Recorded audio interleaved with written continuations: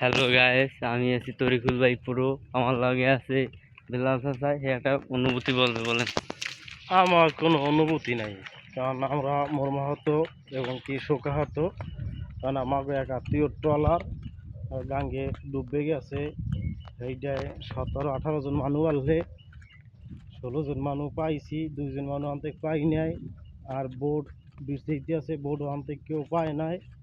কারণ আল্লাহ ভরসা, আল্লাহ যদি মিলেই দেয় তাহলে পাইতে পারি। আমরা সবাই দোয়া করি যেন বোটও পাই, মানুষ 2জনও পাই। আমার ধন্যবাদ। পরে আছে গাইস সুমন ভাই। সুমন ভাই একটা কথা বল। আমার কোনো অনুভূতি ভাই কি বলবো, বলার কোনো ভাষা নাই। জানা এই মুহূর্তে জানা গেছে যে বোট বয়ার বাহিরে আছে, 2 কিলো পরিমাণ বাহিরে আছে। তো লোকজন গেছে, কপাল ভালো হইলে বোট পাইবে। আর আশা করি যেন বোটটা পায়, কারণ বোটটার ভিতরে 2জন মানুষ, তার মার কোলে যেন সবাই ফিরে আইতে পারে। আর কি বলুন ভাই, কিছু বলার এই নাই। বলে আপনার অনুভূতি শেষ?